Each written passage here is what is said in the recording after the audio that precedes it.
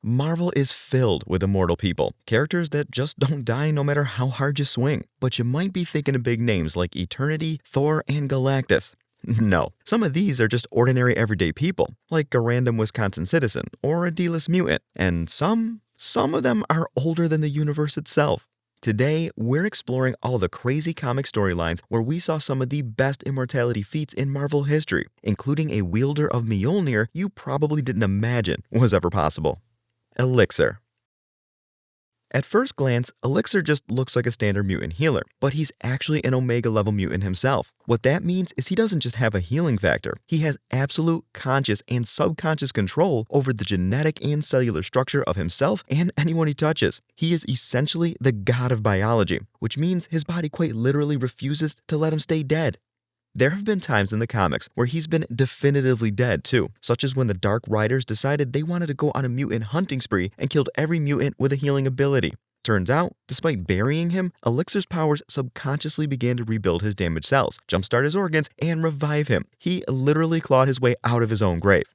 When he's out, his skin shifts too, from its usual bright gold into an inky metallic black. He realizes that he's actually fundamentally immortal. His mastery over life is so absolute that during the Krakoa era, specifically established in 2019's House of X number 5, Elixir became a core pillar of the Five. He acted as the biological engine that powered the resurrection protocols for the entire mutant race, casually giving life to thousands of dead mutants. The thing about his powers is that they basically grant him complete control over his own biology, every atom of it. So, technically speaking, he can't really die, not when he can heal himself thoroughly. It's actually one of the most broken healing abilities in all of Marvel. Mr. Immortal. Even weirder than a mutant whose powers are literally kickstarting life is Mr. Immortal, the man whose entire shtick is that he literally cannot die. Meet Craig Hollis, the leader of the infamous Great Lakes Avengers. They're basically just a local gang with some useless powers, and they had a fantastic idea one day. Couldn't Milwaukee use its own Avengers? And so you have Great Lakes' mightiest defenders, always protecting themselves from the next cease and desist from the actual Avengers. Anyway, their leader is what we're here to talk about. Unlike the other heavy hitters on this list, Craig has no super strength, no reality warping, and no cosmic energy. He doesn't even have a traditional healing factor. If he gets a paper cut or a broken arm, it heals at a normal, slow human rate. But the second he sustains a fatal injury and actually dies, his power triggers, instantly, resurrecting him and fully healing his body within seconds. Why? Because Craig is not a human, and he's not exactly a standard mutant. The cosmic entity known as Death Urge revealed that Craig is actually the sole known member of Homo Supreme, the absolute final step of human evolution. His body has simply evolved past the concept of death. Craig is cosmically mandated to live until the literal end of the universe, just to witness its final secret. To see just how absurdly durable he is, look at Dan Slott's 2005 miniseries GLA number 1. After suffering a massive emotional loss, Craig spirals into a deep depression and repeatedly attempts to permanently end his own life. He shoots himself in the head, drowns himself, drinks lethal poison, and literally blows himself up with dynamite. Every single time, his body just instantly knits itself back together and he wakes up completely unscathed. You see, the thing is, dying still hurts him. He still has the physical and mental trauma of a violent death, and almost every time he resurrects, he wakes up in a very disoriented, frenzied state. And on top of that, he's going to outlive every person he knows, loves, or cares about. So that's always fun to have in the back of your mind. Deadpool. When most people think of characters who can't die, Wade Wilson is usually the first name that pops up.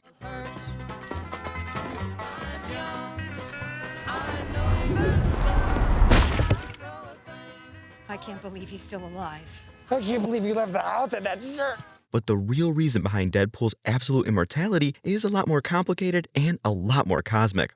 Wade's power comes from a weaponized, reverse-engineered version of Wolverine's genetic healing capability, given to him by the Weapon X program. But here's the twisted biological catch. Wade has aggressive terminal cancer. His healing factor doesn't cure the disease. Instead, it constantly creates new healthy cells at the exact hyper-accelerated rate that the cancer destroys them. If you somehow cured his cancer, his healing factor would produce so many cells that his body would literally explode from over-regeneration. They are locked in a permanent, violent biological stalemate. But if you want to talk about why he literally cannot cross the threshold of death, you have to look at his bizarre love triangle with Thanos and the literal manifestation of death itself. In the classic 1998 Deadpool run, Wade frequently dies for short periods and ends up hanging out in the cosmic realm of the deceased. There, he falls deeply in love with Mistress Death, who's basically just Marvel's entity of the afterlife. And she actually falls in love with him too, which doesn't sit well with Thanos, who is obsessively, horrifically in love with her. And when he finds out a loud-mouthed, bald mortal mercenary is stealing the cosmic goth wifey of his dreams, he snaps. I mean, he loses it. He doesn't snap. That's way worse. To permanently keep the two lovers apart, Thanos uses his cosmic dark magic in Deadpool Volume 1, number 64, 2002, to place a permanent curse on Wade Wilson. Thanos curses him with true absolute immortality, meaning Wade is completely banned from ever entering the realm of the dead. Even if you completely vaporize him, blend him into mush, or chop off his head, his soul is violently tethered to the physical world, forcing his molecules to put him back together.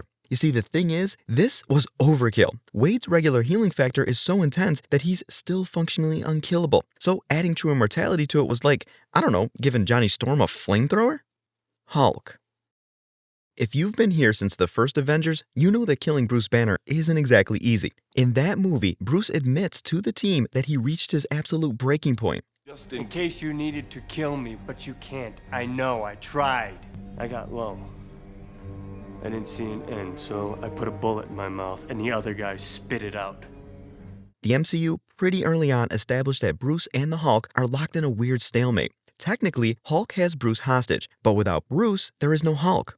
We see this exact immortality play out in Ragnarok too. Bruce literally drops out of his spaceship onto the Bifrost, splatting onto the Rainbow Bridge. He should be dead on impact, but the Hulk takes over, healing him back to fighting shape. He's even able to take the blowback of using the Infinity Gauntlet, something that fried Thanos and killed Tony just because they used it.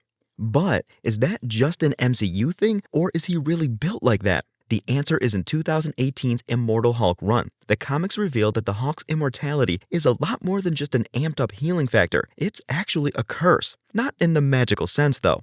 You see, whenever Bruce is killed, whether he's shot in the head, drained of blood, or completely dismembered, his soul is sent to a metaphysical realm known as the Below Place. This is the deepest, darkest layer of hell in the Marvel multiverse, ruled by an entity of pure cosmic hatred called the One Below All. Which, yeah, you guessed it, that's a direct counterpart to the one above all, but that's his own video.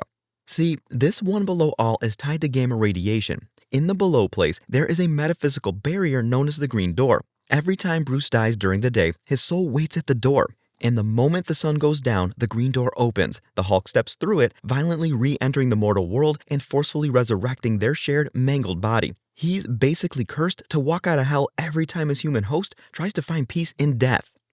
The Sentry. Not only does he have the power of 1,000,000 exploding suns, but also the lifespan of one. Meet Robert Reynolds, a reality warper turned immortal. Basically, this guy can manipulate matter on the molecular level, and it all depends on his mind. Subconsciously, Rob can dictate his own physical existence, and he can't truly die unless he genuinely, completely wishes to cease existing. But here's the thing, there's also the Void, his dark alter ego that keeps bringing him back. Unlike guys with healing factors like Wolverine or Deadpool, who pretty much look immortal, Bob doesn't regenerate. He simply wills things to what he wants them to be. Need proof? Pull up 2009's Dark Avengers number 2. During a massive fight with the Avengers, the insanely powerful sorceress Morgan Le Fay uses her magic to literally obliterate the Sentry from the inside out. There is nobody left. He is reduced to a cloud of bloody mist in the sky. But just 2 issues later, a flash of golden light erupts, and Bob just reforms out of thin air, completely unfazed, and rips her head off. In the 11th issue of that same run, the Sentry actually goes up against Molecule Man, a villain who can control the fundamental building blocks of the universe. Molecule Man completely atomizes Bob. He liquefies him, breaking him down on a subatomic level until there is literally nothing left. But Bob's consciousness remains, and it has the tenacity of a cockroach. Much like how your local roach can survive a nuclear bomb, Robert can survive pretty much anything the Marvel Universe can throw at him. I mean, just an issue after he got deleted out of existence, Rob had Molecule Man looking like this. As a disembodied mind, the Sentry suddenly realizes that he too has the power to manipulate molecules. He stitches his entire physical form back together from absolute nothingness, pulling himself back into reality by sheer willpower, and then proceeds to give Owen Reese a molecular beatdown. The Silver Surfer. This guy can't die. Not just in the conventional sense, I mean, he literally just does not die, even if you send him through a literal black hole that hurls him back billions of years into the past before the universe was ever made. That's not an exaggeration, that's a direct feat from Silver Surfer, black numbers 1 through 5. After being pulled through a black hole, he faces Null, the god of the symbiotes, who ends up corrupting him because he's Null and that's his whole thing, I guess. Anyway, it turns the Silver Surfer's skin pitch black and causes him to decay, but even that doesn't kill him. Despite his physical form breaking down under the weight of primordial darkness, Norrin's core consciousness and cosmic essence pushed on. He used the very last spark of his cosmic energy to ignite a star, blasting Null away. This scattered the Surfer's essence across the nascent universe, where he spent billions of years seeding his life on barren worlds, living through the entire timeline of existence a second time just to reconstitute his body in the present day. Plus, he is arguably one of the most durable characters around. If you want to talk about raw, terrifying tanking ability, take a look at 1990's Silver Surfer, volume number 3, number 37. In this issue, the Surfer ends up flying through the core of a star with a furious, murderous Drax the Destroyer, who thinks only one thing: kill the Silver Surfer. While the heat of a star's core reaches millions of degrees and comes with insane gravitational pressure, that means nothing to this absolute unit. His skin? Flawless. His surfboard? Brand new. There wasn't even a little singe mark on that shiny silver bald head. He treats the interior of a star like a casual swimming pool, shrugging off forces that would instantly vaporize entire solar systems. But his immortality is also his greatest curse. It's exactly because his fate is to wander the stars alone endlessly that he lives on in true absolute isolation, a ghost that outlived death itself. Null. To wrap up this list, we're going a step above even the Silver Surfer and looking at something that predates the very concept of existence itself. Null, the King in Black, the god of the symbiotes, and the ruler of Clintar. Null doesn't have a healing factor, and he isn't blessed with a magical curse. His immortality is fundamentally baked into the architecture of the multiverse. Before the Big Bang, before there was light or time, there was only the infinite pitch-black abyss. Null is the living primordial personification of that void. You cannot kill him in any traditional sense, because how do you end the existence of something that is literally made of nothingness? To understand how unkillable this guy is, look at his own origin story in 2018's Venom Volume 4, Number 4. When the Celestials, literal armored space gods who forge entire universes, first brought light into his darkness, they blasted him with unfathomable cosmic energy. Null wasn't vaporized or even seriously injured. Instead, he simply reached into his own shadow, pulled out a blade of pure living darkness called the All Black, and effortlessly decapitated a Celestial in a single strike. Even when he is hit with the absolute maximum power of the Marvel Universe, he just gets temporarily displaced. Look at the finale of the massive 2021 event, King in Black number 5. Eddie Brock taps into the Enigma Force, the literal god of light. And by the way, he actually wields Mjolnir in this comic run. I was shocked when I first read it too.